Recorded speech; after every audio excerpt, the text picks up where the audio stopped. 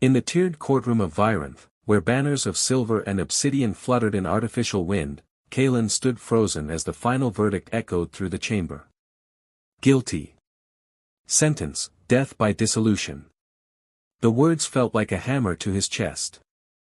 Below the dais, his mother, Iron, stood as tall as she could, her weathered face calm despite the tremble in her hands.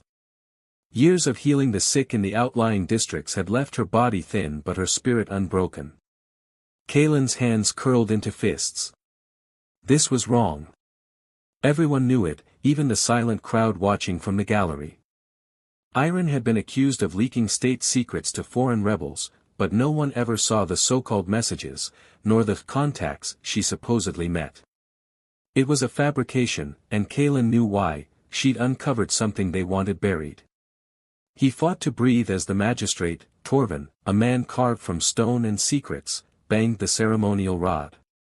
Sentence will be carried out in 3 days. Prisoner to be remanded to the lower vaults. This is a mistake, Kalen shouted, his voice cutting through the chamber like a blade. She's done nothing. Spears of attention turned his way. Guards shifted. Torvin's expression didn't change. Remove him. A hand grabbed his arm. Kalen turned, ready to fight, but froze when he saw who it was. Sela. She wore a long robe of sapphire blue, her family crest gleaming at the collar. Her expression was tight with urgency. Kalen, stop, she hissed. Not here. Not yet. He let her pull him away, heart roaring, teeth clenched.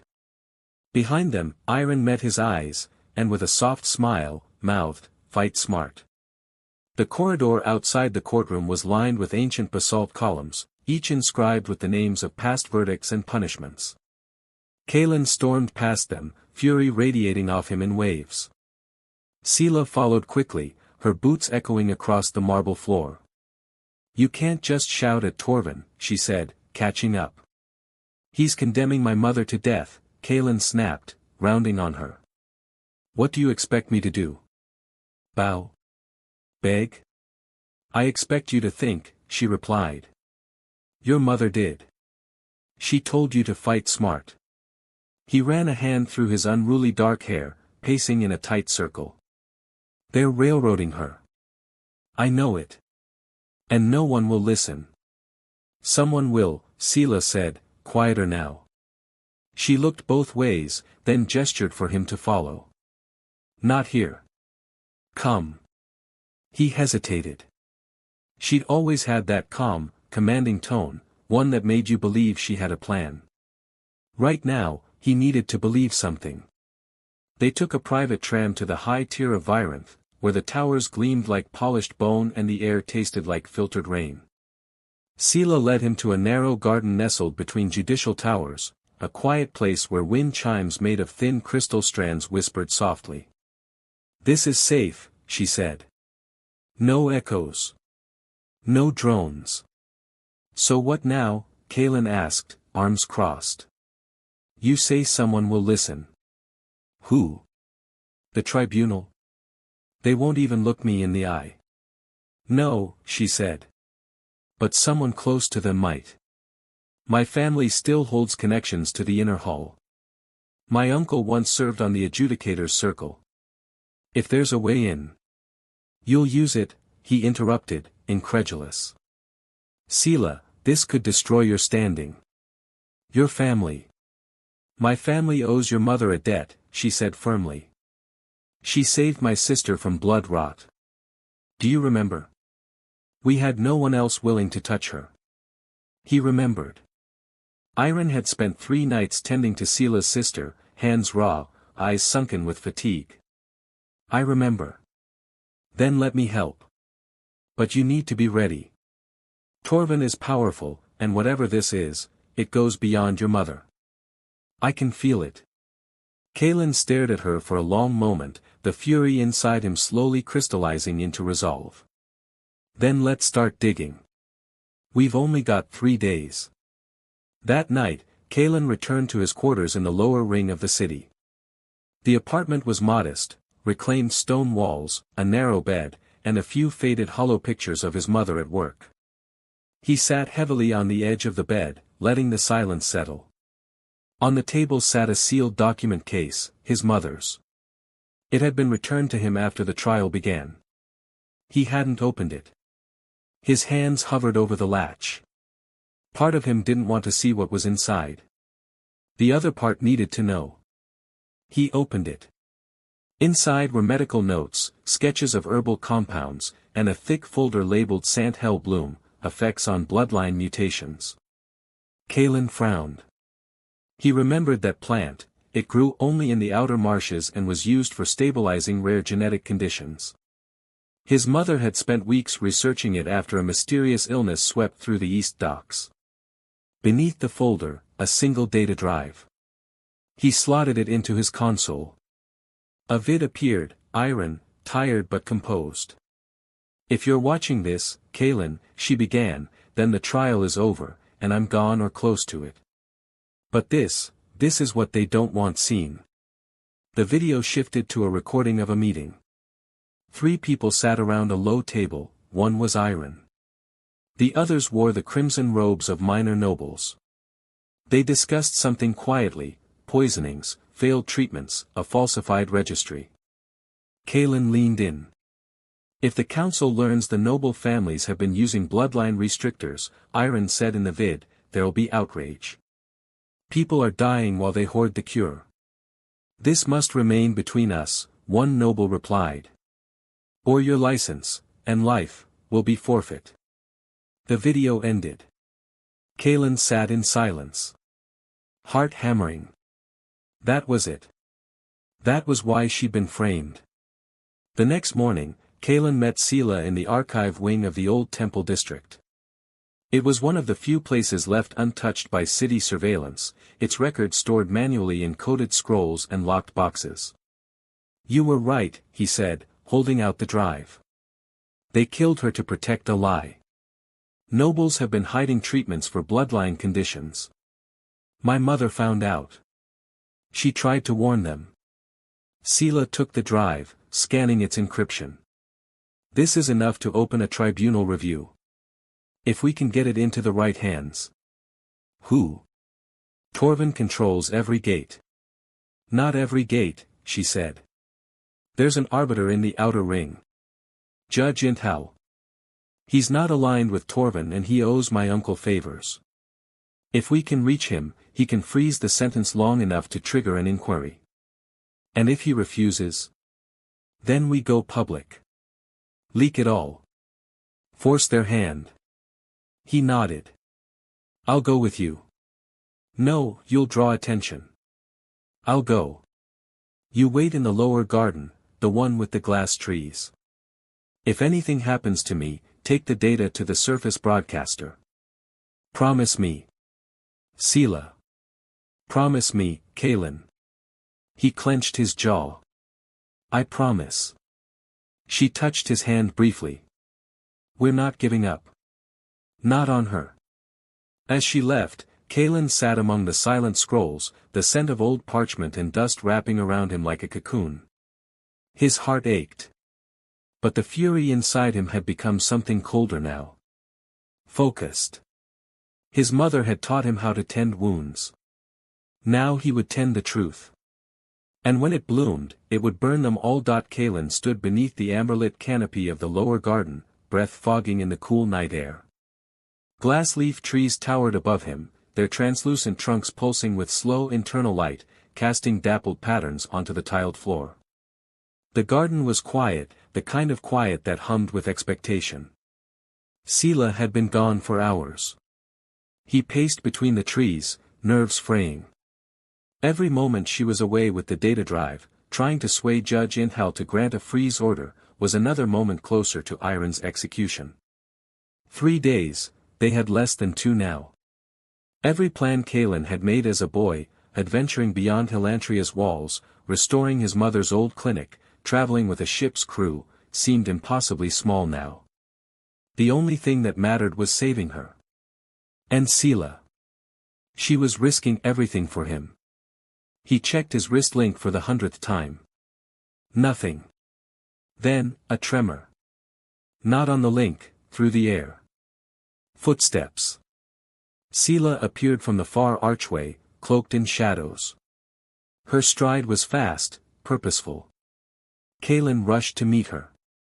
"Tell me," he said before she even spoke.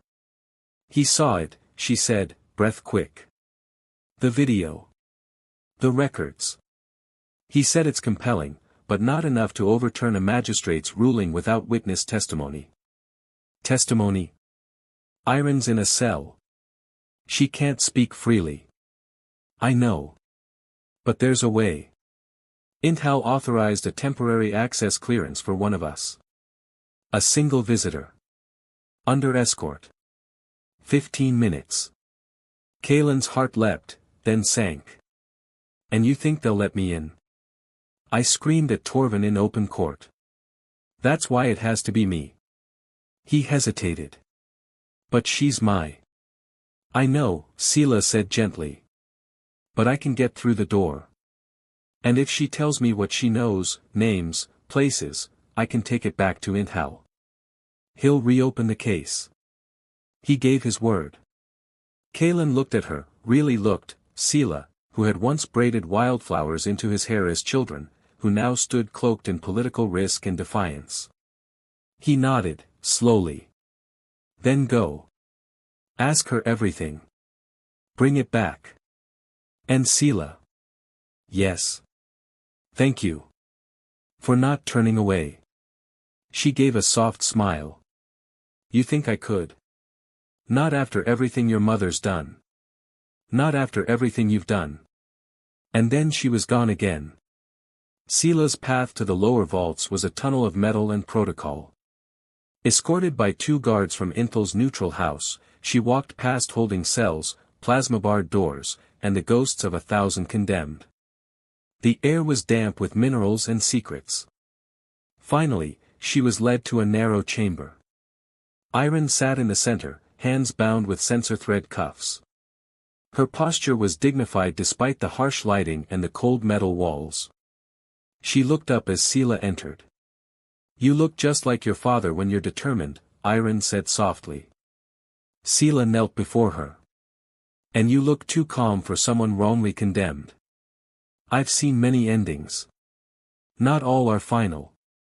Then let's make sure yours isn't one of them. We don't have much time.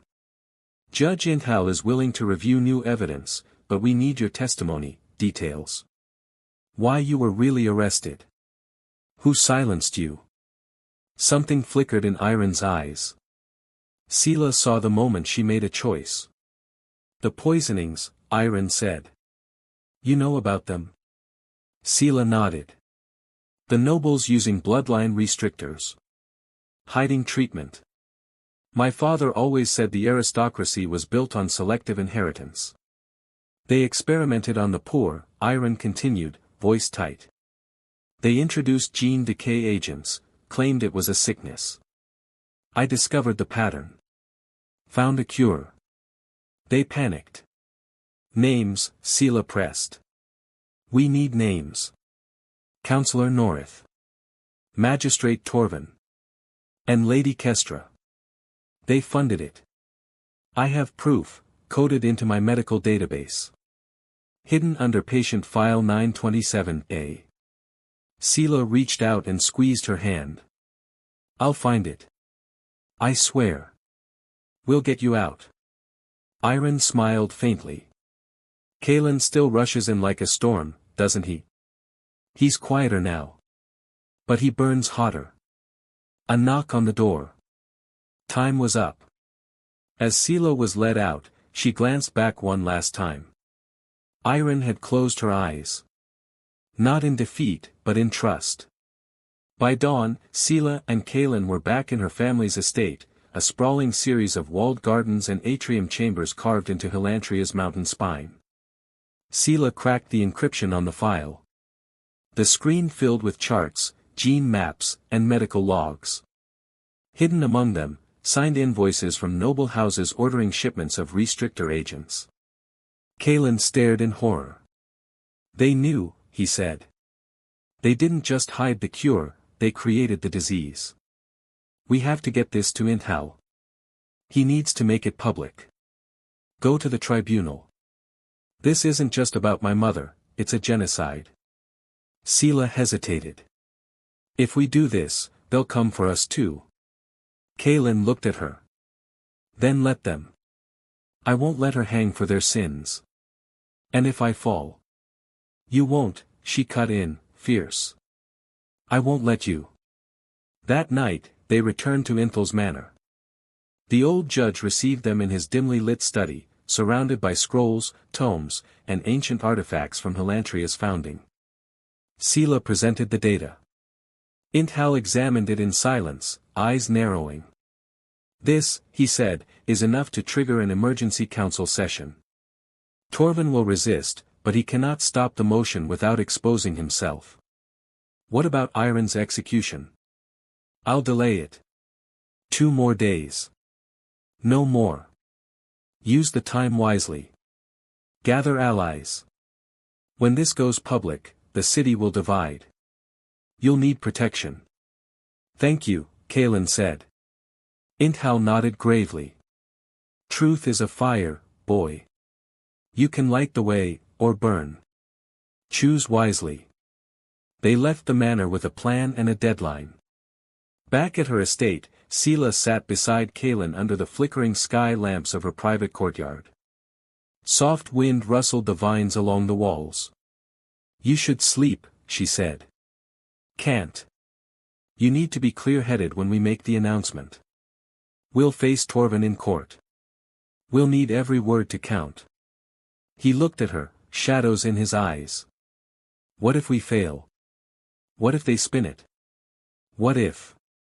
She leaned forward, brushed his hand with hers. We won't fail. Not while we're together. He searched her face. Sila. When this is over. Then we'll talk about after. But right now, we fight. He nodded, and for the first time in days, let himself breathe. In the hours before dawn, Kaelin sent messages to old friends, former patients of his mother, anyone who might testify to her character. Sila reached out to distant cousins, sympathetic council members, anyone with influence who might break ranks from Torvin. The city hummed with the tension of secrets unraveling.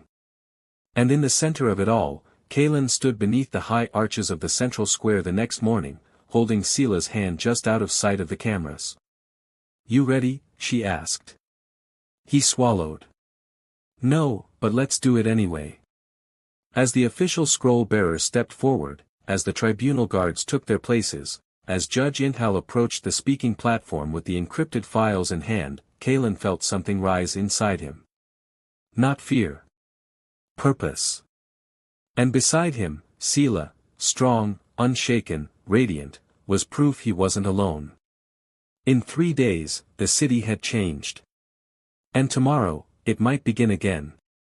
But tonight, as they prepared to speak, Kaelin whispered just one thing. This is for her. For truth. For us. And Sila, gripping his fingers tightly, whispered back. Then let's set the world on fire. The city of Virenth held its breath. Overnight, rumors had begun to spread. Not just whispers in the underlevels, but high across the tiered towers, rumors of forged charges, of an innocent healer, of a noble conspiracy that spanned bloodlines and generations.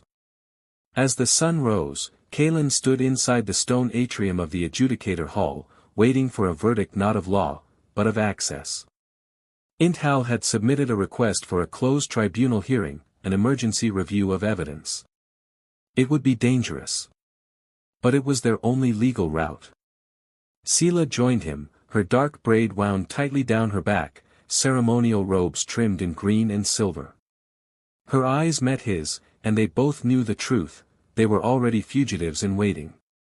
They approved it, she said quietly. Kaelin exhaled slowly. When? In an hour. The lower judicial ring. Sealed session. No press. They want to silence it. Keep it buried. We won't let them. 1 hour later, they stepped into the chamber. It was a circular room built into the side of the mountain, natural stone walls veined with luminous quartz. The tribunal seats, 7 carved thrones, were elevated above a central platform where witnesses would stand. Judge Inthal sat at the center. To his right, a younger arbiter with tight silver rings around her fingers. To the left, a retired tactician turned council judge named Brennell. Kalen recognized none of the others. All wore the veiled masks of emergency hearing protocol, signifying anonymity and impartiality. "Proceed," Inthal announced. Kalen stepped forward with Sela, holding the crystalline chip that carried Iron's files. "This evidence," Kalen began, his voice steady, "was hidden within my mother's patient files. Encoded under witness protection identifiers. It proves that high-ranking officials orchestrated a medical crisis to manipulate population outcomes, and framed my mother when she uncovered the truth." He passed the chip to a neutral archivist, who connected it to the chamber's central node. Data streamed into the air, projected in silent holograms, charts, names, dates, receipts. Noble signatures. Even the video Sela had recovered, Iron warning the others about the restrictors. The room held its breath. Inhale. Exhale. Finally, the judge on the far left spoke. His voice was filtered, but hard. "These names. Counselor Norith. Lady Kestra. Magistrate Torvin himself. You're accusing half the inner ring." "I'm not accusing," Kalen said. "I'm exposing." Another judge leaned forward. "Do you have independent verification? Witness testimony?" Sela stepped forward now. "We do."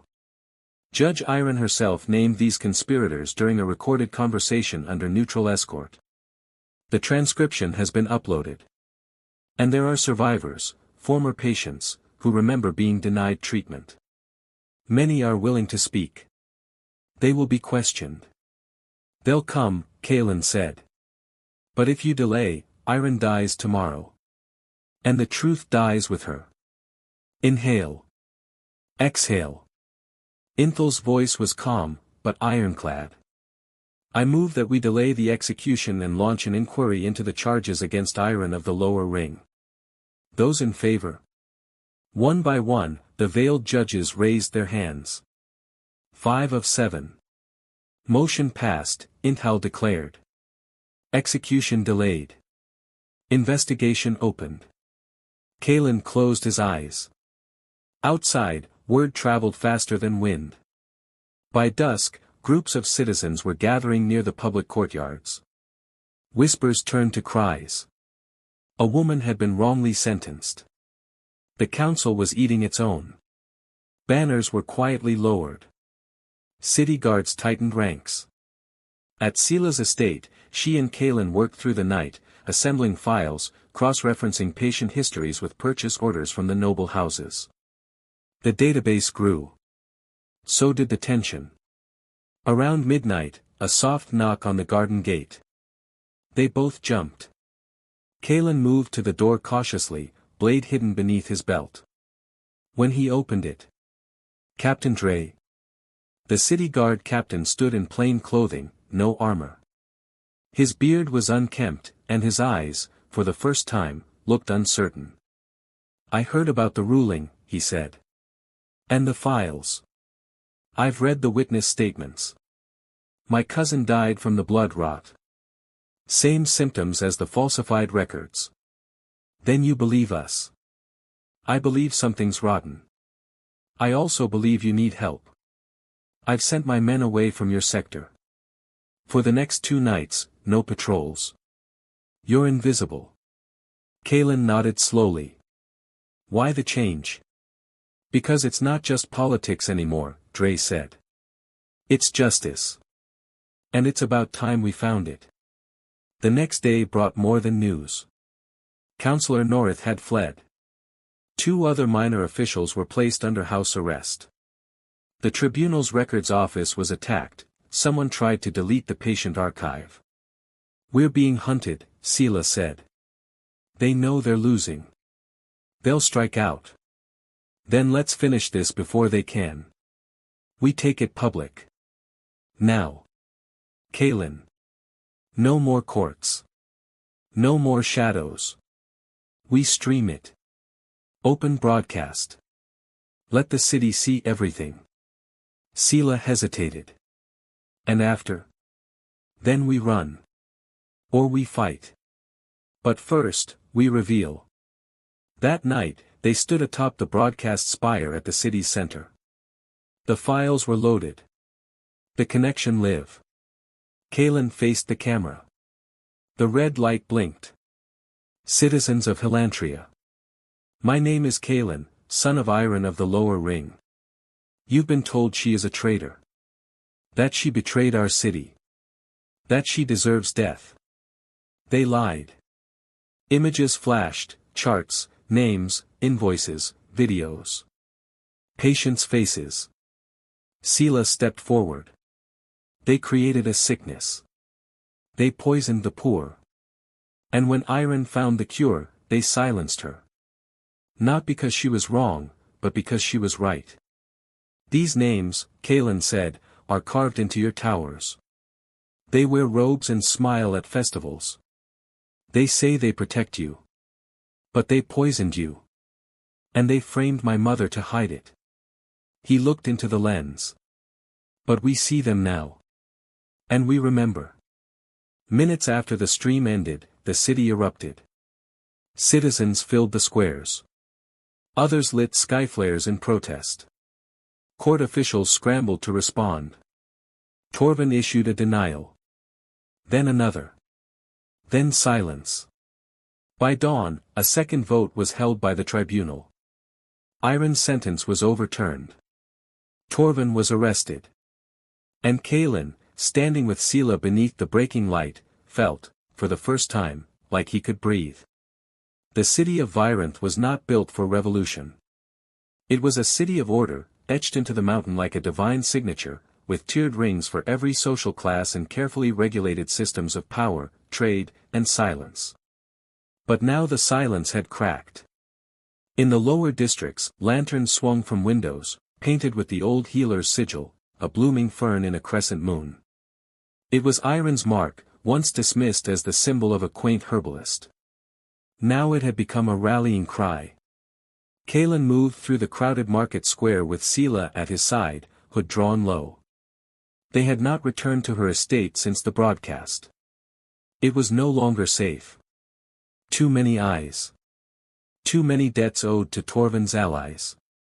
They'd made camp in the ruins of the old aqueduct chamber, along with a dozen volunteers. They're chanting her name, Sela whispered, looking out at the gathering crowd. Kaylin could hardly believe it. Mothers with children. Factory laborers. Students. Even two clerks from the tribunal's lower offices, cloaked and nervous. He turned to her. This was never supposed to happen. It was always going to happen, she said. You just didn't see it yet. By nightfall, the people of Virenth began marching. The first wave was peaceful, a procession of light, voices raised in song, old prayers for justice rewritten with new names.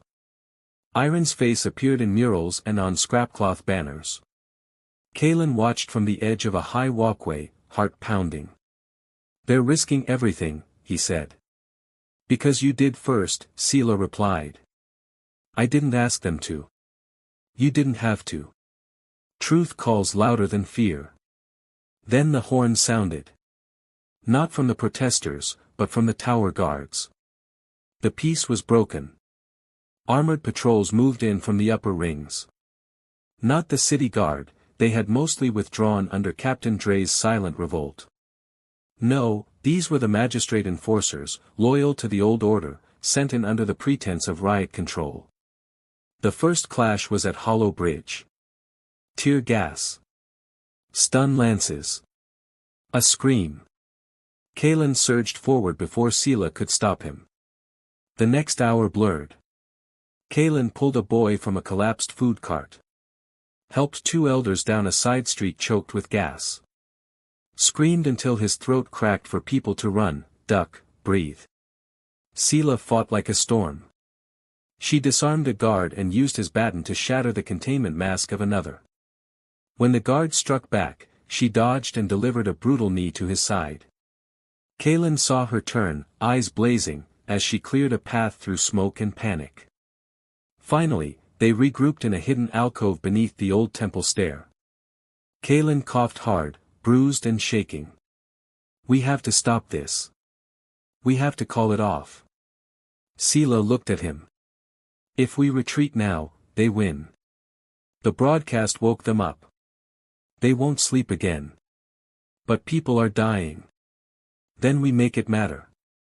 We give them a victory. Something that says this wasn't just chaos." Kalen gritted his teeth. "Torvin's stronghold." She blinked. "What?" "His files. His personal records are kept in the archives under the Hall of Seers. If we get them, prove his direct orders to falsify the evidence, the tribunal can't delay anymore. He'll be condemned. Publicly.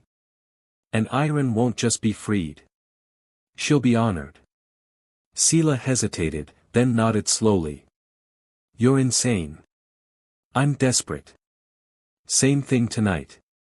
The Hall of Seers loomed like a judgment itself, a monolithic tower carved from blackstone, with no windows and a single guarded entrance. No one had breached it in a century. But there were always old ways. Kalen and Sela entered through the catacomb tunnels beneath the mountain, guided by Thorn, an old mapkeeper who'd once catalogued every passage for the city's archive network. They moved in silence, their path lit only by pulse lamps and memory. "It's here," Thorn said at last, pointing to a grate high in the stone wall. "Leads straight into the sublevel maintenance. From there, it's 2 flights up to Torvin's vault." "You're not coming?" Kalen asked. "I'm old, boy. And loud. Go. Find your justice." Kalen turned to Sela. "You sure about this? You're the only man I know who'd storm the most secure tower in Virenth because his mother told him to fight smart." He smiled. "I'm not sure this is what she meant." "It's close enough." They emerged into silence. The maintenance corridor was empty. They climbed fast, pulse racing. 2 guards blocked the vault antechamber. Sela moved first, faking a stumble. As one guard reached to steady her, she drove an elbow into his chin, spinning him off balance. Kalen tackled the second, pinning him with the baton Dre had given him. They used the guard's retinal scanner to open the final door. Inside, a cold chamber lined with light-locked drawers and 2 central terminals. Kalen moved to the console. Search by encoded file ID. Iron's trial. Torvin's notes. Internal communication logs. Sela was already moving, drawers hissing open. Then, a sound. Boots. "We're out of time," Kalen whispered. He downloaded everything onto a crystal disk, then turned and froze. Torvin. Flanked by 4 personal guards, he stood in the archway, eyes narrow, mouth curled. "You just couldn't leave it alone," he said. "You framed her," Kalen spat. "You murdered innocent people." "They were tools," Torvin replied coldly. "And your mother?" "She was a broken scalpel in the hand of change." "Then I'm the hand now. And I don't break." Kalen moved. So did Sela. Together they struck hard and fast. It was chaos, crackling batons, fists, screams. Sela disarmed one guard, while Kalen ducked a plasma pulse and shoulder-checked another into a console. Then Torvin grabbed Sela. "You want to be a hero?" he hissed. "Fine. Die like one." Kalen didn't think. He hurled the crystal disk into Torvin's face. The sharp edge cut across the magistrate's brow. He staggered. Sela kicked free. Kalen caught her arm. They ran. Alarmed screamed. They didn't stop until they reached the aqueduct chamber again. Inside, dozens of protesters had gathered, their base now a command post, filled with data relays, med kits, and tired but burning eyes. Kalen slammed the disk into the portable uplink. Broadcast this. Everywhere. All rings. The operator nodded. Within seconds, Torvin's voice echoed through the city, a recorded message, laughing over Iron's arrest. Other files followed, private orders to guard captains, reports falsified, deaths listed as statistical anomalies. Then one final image. Iron, sitting in her cell, lit by the faint glow of a cam feed. "I don't want revenge," she said. "I want healing. For all of us. But healing starts with truth." By dawn, the uprising was complete. Torvin was gone. Arrested or fled, no one knew. But the tribunal convened an emergency session. Iron was released. Kalen met her on the steps of the inner sanctum. She looked thinner, paler, but when she saw him, her eyes shone. "I told you to fight smart," she whispered. He hugged her. "We did." She stepped back. Saw Sela. The two women looked at each other. And Iron said, quietly, "You've kept him whole." "Thank you." Sela smiled. "He did most of it. I just reminded him to breathe." The morning after the uprising, the skies over Virenth were clearer than anyone could remember. Not just in weather, though the rain clouds had finally lifted. It was something else, a stillness in the air that felt less like fear, and more like breath held in anticipation. Kalen stood before the Grand Tribunal once more. This time not as a petitioner, or a son pleading for mercy. This time, he stood as a witness to change. Iron sat beside him on the raised platform. The healers had cleaned the grime from her skin, set her in flowing robes of sky-colored linen. Her silver hair was braided back, the same way she had worn it when she ran her clinic. Her hands trembled faintly, but her voice did not. "I do not seek revenge," she said, addressing the full tribunal. "But you cannot ask the people of Virenth to rebuild on a foundation of lies.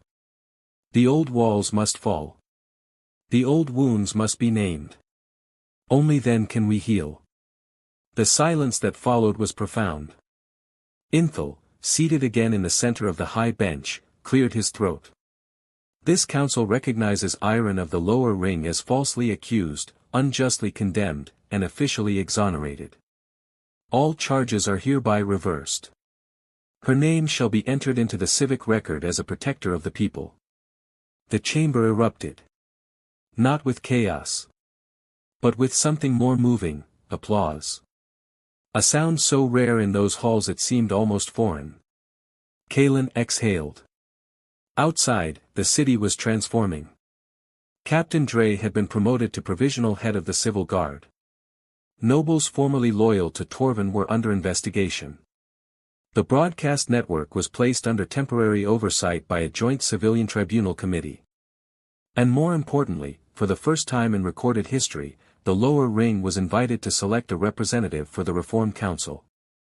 Sela and Kalen walked side by side through the promenade of flowering lanterns, watching workers rebuild the damaged barricades.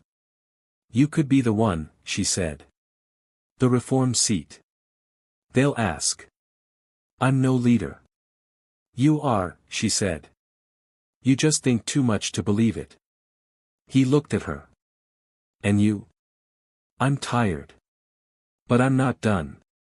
And I think this city still needs both of us." Kalen hesitated. Then reached into his coat and pulled out something small, a ring woven of silver thread, its design shaped like a fern cresting beneath a crescent. "My mother used to make these for the sickest patients," he said quietly. "A charm for hope." He placed it gently in her hand. "Stay with me. Not just for this fight. For whatever comes next." Sela looked down at it. Then at him. "This is the worst proposal I've ever heard." Kalen smiled. "I haven't gotten to the speech yet." She reached up and kissed him, a quick press of lips against the chaos of the world. "You don't need one. Just don't break. And don't vanish." Not without you. Later that week, a citywide memorial was held in honor of those who had fallen during the uprising. Kalen and Iron stood beneath the carved archway of the old healer's quarter, where names were etched in fresh stone. She would have liked this, Iron said, laying a hand on one of the names, a young girl who had run messages between districts. She was the first to call you, Mother of Truth, Kalen said. Iron smiled, though tears welled in her eyes. I was just trying to help people walk again. Breathe easier. I never wanted a title. You earned more than one. And you, she said, turning to him, you became something I never prepared for. A voice that echoed louder than mine. Kalen bowed his head. I only followed your steps. Sela took her place on the Reform Council as representative of the outer wards. Kalen, after long resistance, accepted the nomination to speak for the lower ring. Together, they led the first open tribunal forum in Virantha's history, allowing any citizen to speak, to question, to suggest. Change was slow. Painful. Sometimes infuriating. But it began. A year passed. On the anniversary of Iron's release, the city gathered in the Square of Roots, named for her clinic, for the uprising, and for the place where truth had taken root. 2 years had passed since the uprising, and yet the echoes of that day still lived in every alley, every rebuilt square, every mural painted by trembling hands in midnight defiance. Virant was no longer the same city. And neither were they. Kalen stood at the edge of the new civic gardens, watching the sunrise filter through vines that hadn't existed before the revolt. The roots ran deep now, literally.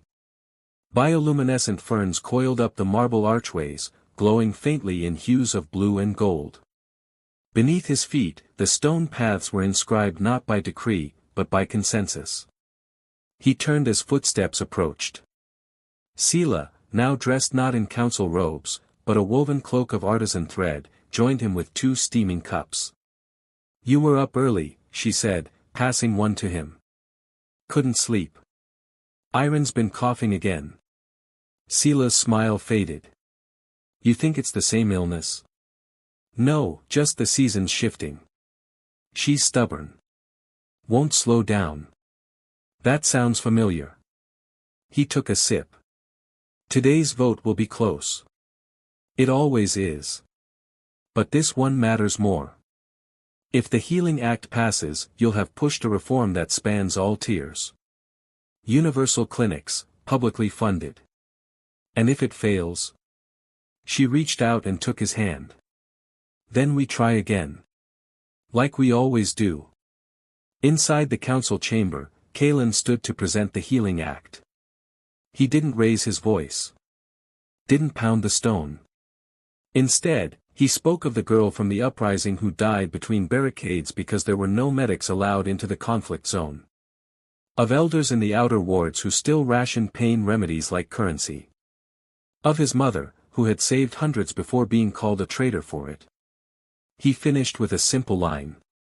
Justice without healing is just memory without meaning. The chamber voted. And for the first time, the vote was unanimous. A month later, the first seed clinic opened in the outer ring. Iron was the one who cut the ribbon, hand steadied by Kalen's arm. Citizens from all rings came to watch. A child brought her a single fern blossom. I saw your statue, she whispered. You looked like you were listening. Iron knelt with difficulty. I always try to. That evening, the house that Kalen and Sela shared was lit by hanging lights and filled with quiet music. Friends, old rebels, and new council members mingled with food and laughter. Captain Dre, retired now, and permanently gruff, offered Kalen a bottle of something too strong and too rare. Never thought I'd toast a councilman, he muttered. Never thought I'd be one, Kalen replied, clinking glasses. Near the garden terrace, Iron sat wrapped in a soft blanket, watching the moon rise. You okay, Mother of Truth? Sela teased gently, joining her. Iron chuckled. Don't call me that. I'm just tired. You've earned tired. Iron's eyes moved to the dance floor, where Kalen awkwardly attempted to lead a slow spin with a giggling child who had commandeered him. He still doesn't know his left from his right, Iron said fondly. He's better at navigating truth than shoes. Then he's truly a leader. Weeks passed. The peace held. The reforms grew. The mural in the square of roots changed once again. Not erased, just layered. New artists added color, depth, new names. The city accepted the art as it had accepted its past, not with perfection, but with persistence. One day, a small festival was held without anyone planning it. People brought music, shared bread, lit lanterns. Kalen and Sela walked among them, unnoticed. "Do you ever miss the fire?" he asked. She thought. Sometimes. But only because fire clears the way for growth. And now? I like the roots we tend. He nodded. And the life we've grown in them. She took his hand.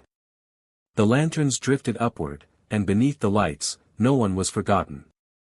Not the uprising. Not the healer. Not the ones who stayed.